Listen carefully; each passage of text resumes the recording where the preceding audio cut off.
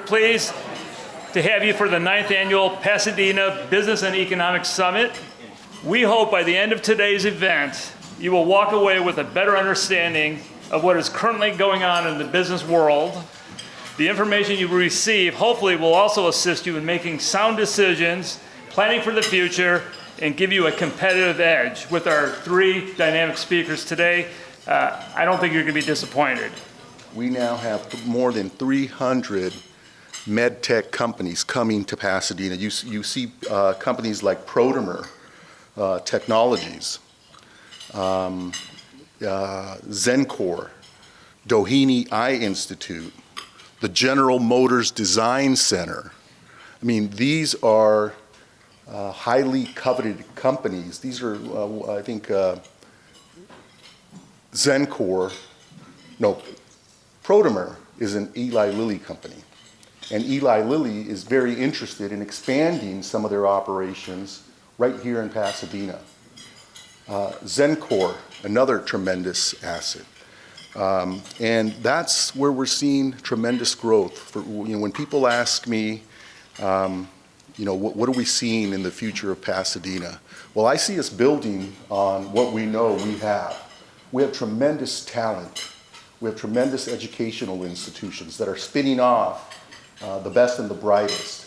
And I've always said our goal in the city of Pasadena is to create a city where people want to stay. Think about the great treasures that we have in Pasadena, right? Carnegie Observatories, who will be expanding, or consolidating, I should say, their operations right here in Pasadena. But all driven by our great institutions. Literally and figuratively, Art Center College of Design that designs more than 50% of the world's automobiles. 50%, right here in Pasadena. Right now, where we are in the economy, because the economy is still expanding, we're all talking about a soft landing because we're decelerating. The economic data right now is looking strong, right? That swing was strong. But unfortunately, it's a very rare thing to get a soft landing. What I'm showing here is if you go back, we've only really had one true soft landing in the economy. That was back in 1995. Looks kind of similar to what's happening today, right? We'd higher energy prices because we had some geopolitical stuff happening. The Fed was tightening monetary policy because of higher inflation. A few differences, though, between today and 1995, though. One was the Fed preemptively raised interest rates. So back then, they saw that unemployment was falling, and they knew that would probably create some inflationary pressure, so were ahead of the curve and they started hiking rates. Not exactly what happened this time around. The other thing that happened is they only hiked rates by about 3 percentage points. We've hiked rates over 5 percentage points, 500 basis points. We've never had a soft landing when the Fed has been as aggressive as it has been over the past 18 months or so. The odds of a soft landing have definitely increased. We're still adding jobs, the economy's expanding, consumers are out there spending money. But monetary policy works in long and variable lags. We probably haven't experienced the impact of those 75-point interest rate hikes that we had last year. Those are still going to be felt on the economy over the next year. This is going to be a drag on the economy. All right, it worked. The other thing that's happening is we're just in a new lending environment. Yeah, interest rates have gone up. That makes financing more expensive. But right now, because of all of the uncertainty with regards to the economy, lending has just become a whole lot more cautious. So if you look at this chart, sorry, table 1, you can't really see the chart. But what this is showing is that a rising proportion of banks are tightening lending standards. It's mostly broad-based. If you like consumer lending, business lending. The real issue here is what's happening in commercial real estate. And I think we all know what's happened there, right? I was driving through downtown LA. A lot of those office buildings, unfortunately, remain pretty empty. So it makes sense that banks are taking a more cautious approach in terms of commercial real estate lending. So it's a new lending regime, right? Somebody asked me recently, okay, is this a credit crunch? Are we in a credit crunch? I saw some reporters say we're in a credit crunch. I don't think this is a credit crunch. Lending is still happening. Capital has just become more scarce. And when capital becomes more scarce, it's more precious, a little bit more expensive, but there's more of a restrictive lending environment, and this is going to exert a headwind, a drag effect on the U.S. economy. Banks aren't the only source of credit in the economy now, but they are a significant source, and when credit slows down, that's when you usually get a slowdown in the U.S. economy. And the overall leading economic data is still pointing to a contraction. So if you look at the leading data, right, a lot of the data we look at is backward looking. We know what inflation was in September. We know what hiring was in September. Don't know so much about what's going to happen in November and December. But there are leading data points, and this leading economic index, which includes things like building permits, right? Tells you something about what builders are going to be doing, jobless claims, credit spreads, things like that, forward-looking indicators. This thing has been declining for the past 17 months. We've never had a recession where you didn't go back and find a similar type of decline, a trend decline as severe as we've seen in this leading economic index. It's telling us something about the future. Pretty strong evidence that we're going to be hitting an inflection point at some point. We don't know exactly when, but it's pointing in that direction. And while there are a lot of big pieces of the U.S. economy that are expanding, strongly so, right? The consumer doing really well, labor market, very well. There's a few significant soft patches. The interest rate sensitive parts of the economy have all turned lower.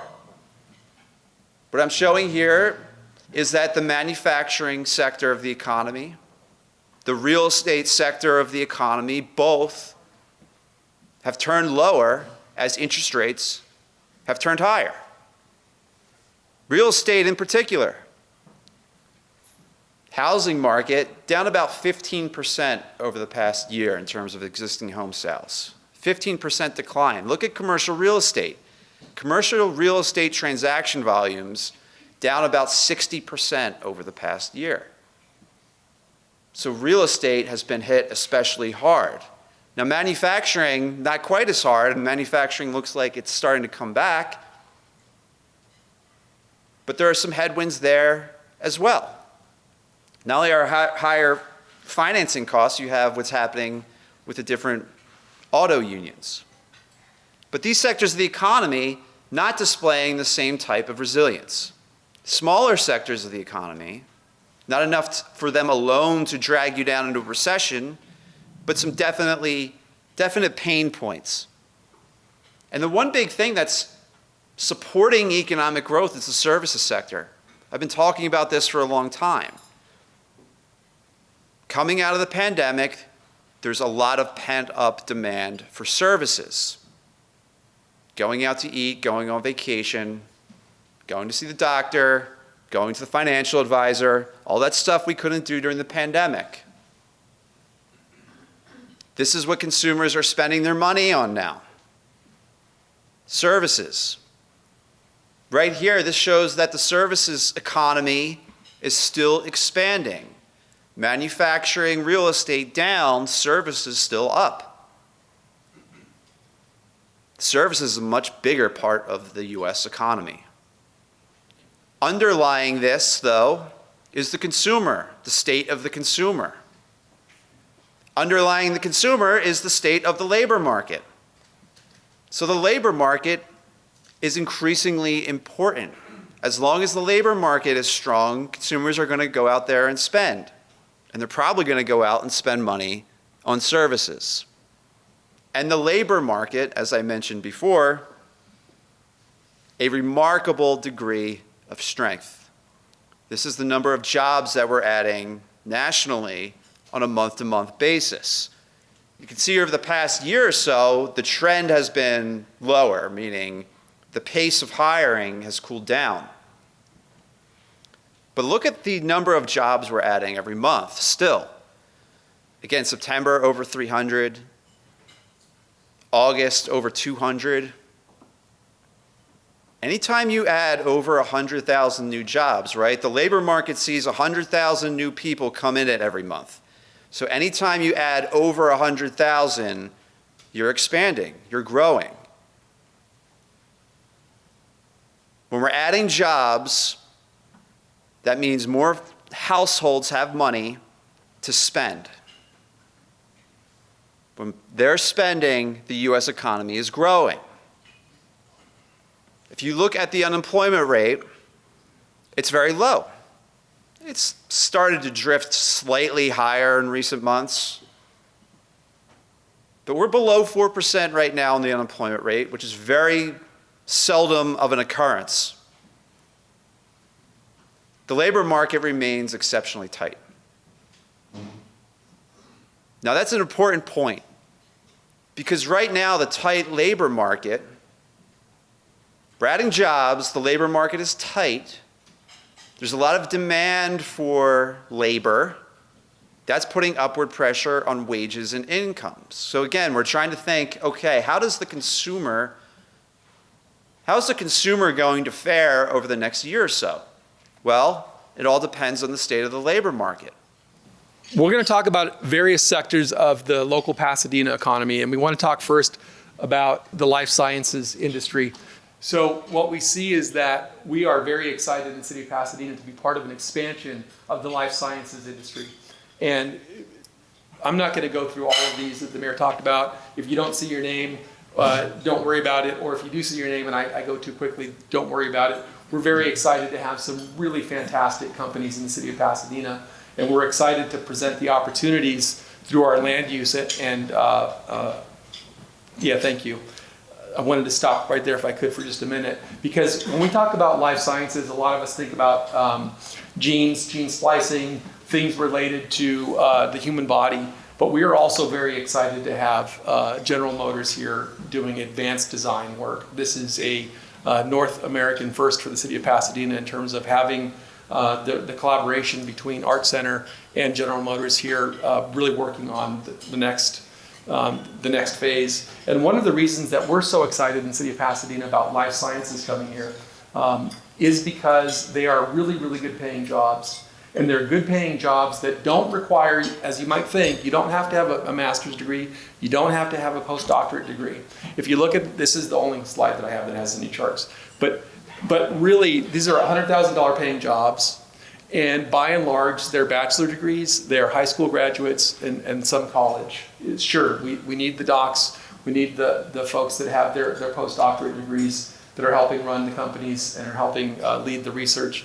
But by and large, these are jobs that everyday Americans can get, and Pasadena is well positioned to create more of these jobs. This is the cluster I was talking about. We often think of Thousand Oaks in that area, Amgen, of having a large sector.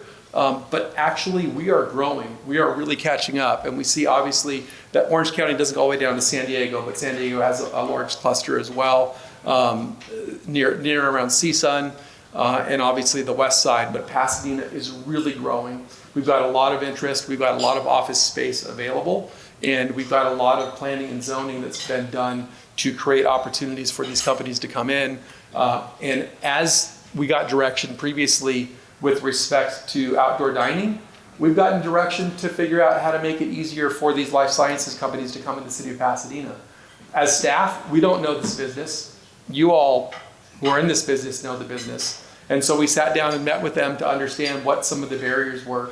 And we're bringing those changes to the city council in the very coming, I would say in the next month and a half, hopefully, to change our regulations, to make it easier, to eliminate all of the barriers that may exist today. So just going forward, that's just a brief snapshot of some life sciences that are happening in the city. Talking about the office sector, absolutely we are in a post-COVID situation, like everybody else. But we still have some exciting businesses that are coming into our office spaces.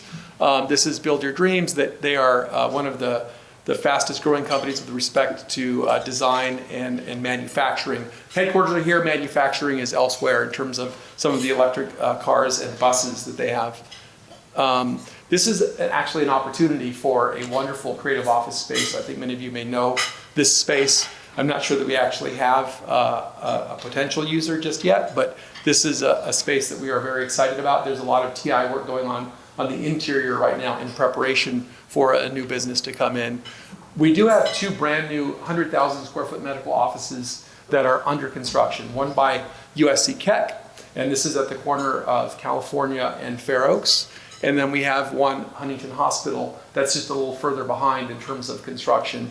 Both of these we think will open up within the next year and a half, 2 years. And it's brand new space, 100,000 square feet each building, and 100% filled on day one. So these are very exciting opportunities for the city in terms of moving forward. It's that collaboration. The mayor didn't say it, and I'm so surprised that he didn't say we're the center of the universe. But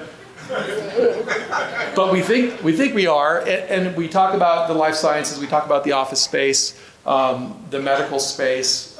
We are really booming in and around Fair Oaks, and we have a lot more that are in the works, but these are ones that we wanted to share. This is, you may recognize this building, the B of A building on the left. It was built in the 70s as a credit card processing center. No windows, no lights, so like Vegas, you feel like it's daytime all the time because it was a 24-hour operation, and they didn't want their employees to understand that it was 3 in the morning. But the reality is that the amount of work that went into making it look like what it does today, time and effort through the design commission, a lot of money, a lot of investment by the property owner. It's really geared towards a future R&D type of office space, but it could be anything. No users identified just yet, but hopefully in the near future we will be able to announce that. On the automotive front, we are really seeing a lot of activity. Not only is Rivian getting ready to open up by the end of the year, actually maybe that'd be a month off probably, maybe 2 months, but very soon, Rivian. Genesis has purchased property. They're going to open up a brand new dealership at the east end of Colorado at 2250, I believe. And so we're excited to have them coming into the city to join our existing auto dealers. Lucid, this is a storefront operation at 32 West in Old Pasadena, and that'll be opening up probably at the very beginning of first quarter of 2024.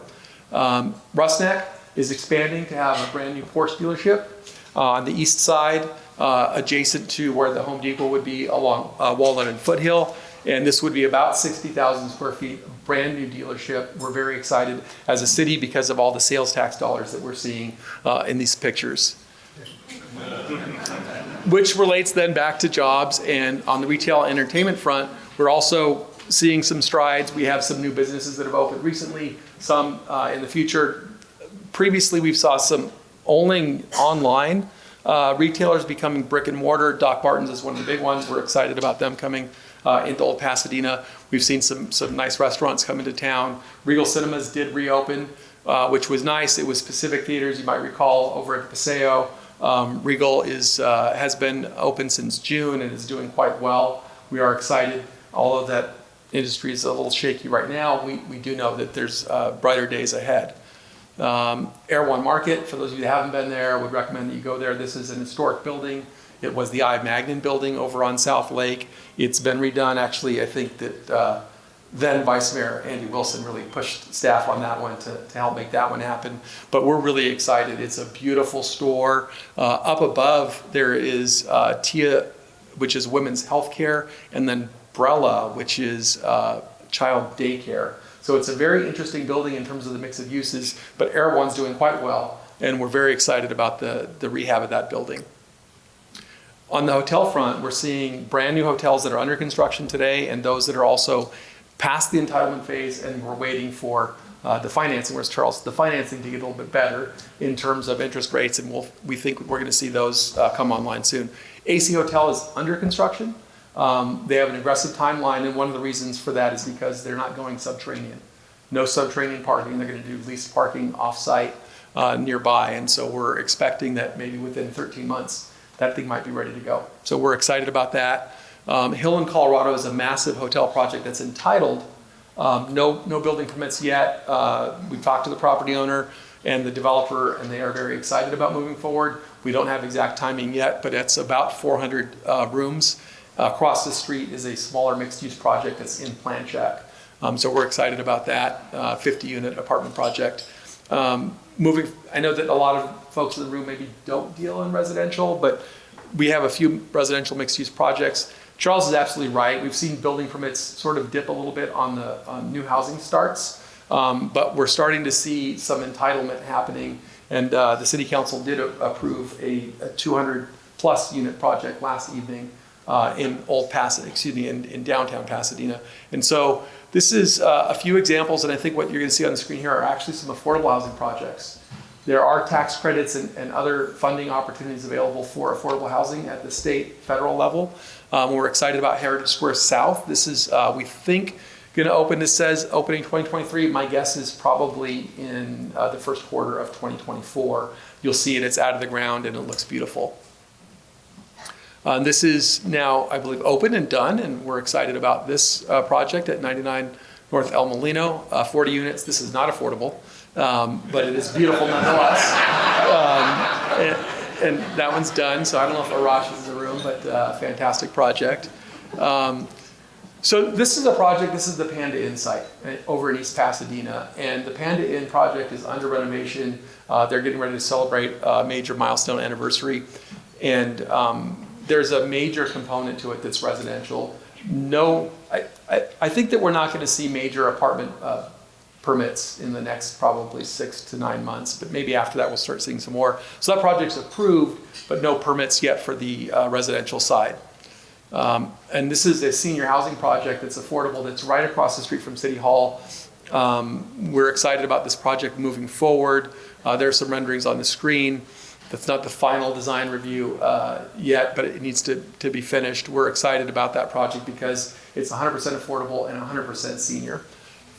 All right, so the pros of using generative AI. So efficiency and automation, reducing manual workload and costs. We're just talking about brainstorming, coming up with the first draft. The first draft is in your hands within seconds.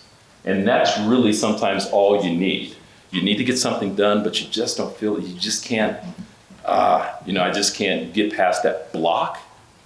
Maybe you're like me, you just saw the Bears go down again, like, oh, come on, right? And so you ask the AI, it gives you that first draft. Now I've got something to work with, and I can go from there.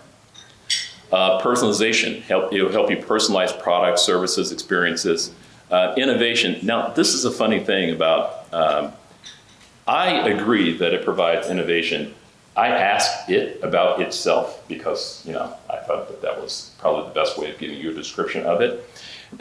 It denies that it is innovative by some definition of the word innovation. Now, I don't know if that's kind of like it just doesn't want me to pay attention, it doesn't want to feel threatening or whatever like that. It knows I work for Innovate Pasadena, so it thinks, I don't want to take this, I don't want to take his job. Like, I don't know.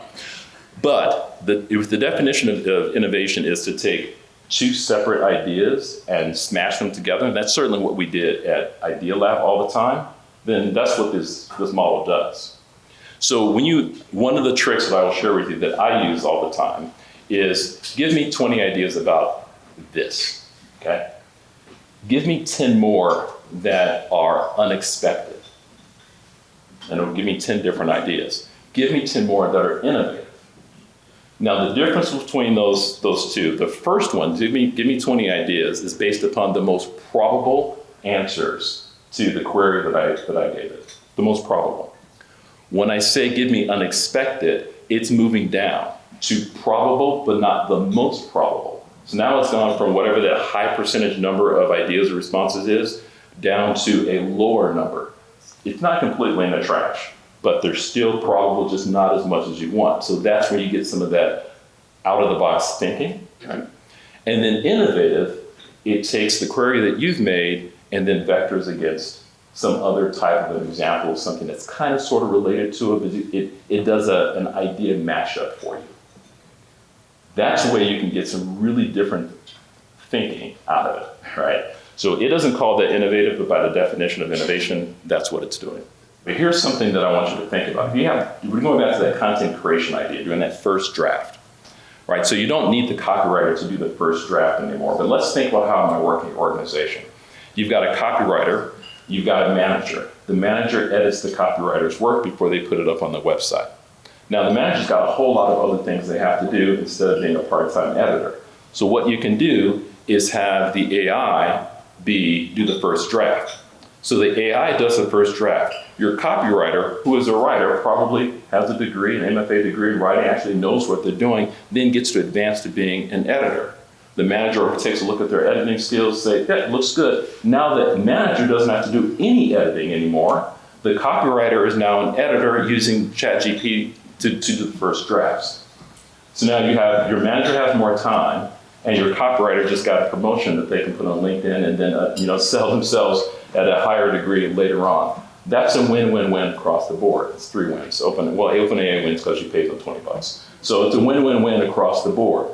No one lost their job. In fact, people got to do better work for the copywriter and less work that they didn't want to do for the manager, and you got a more productive manager out of the deal. And probably your new editor would probably stay with you longer because the job's more interesting. So there are lots of ways that you can leverage AI not to just reduce costs. Certainly you can do that. But if you're going to shift the work over to the tool, then take the people that you have and point them toward new markets, new opportunities, toward revenue generating functions, towards something else to help your business grow. They're already on staff. You've already budgeted for them, right? And you've taken work off their plate with a $20 tool. Another way of thinking about this, earlier this year, I was talking to a bunch of folks, and there's a company, I can't remember the name of it, it's a small company, maybe 20 people. The CEO of the company hired a virtual assistant in Venezuela for every employee. Every employee had a virtual assistant in Venezuela that they could shift their most menial work to so that they didn't have to do it. Why? Because it was a lot more cost effective. He got more work out of them. The menial stuff still got done, right? But the cost on it got shifted. This does that for you and your business. Shift the work off to the tool and then use the people who remain, no reason to get rid of them, to help your business grow.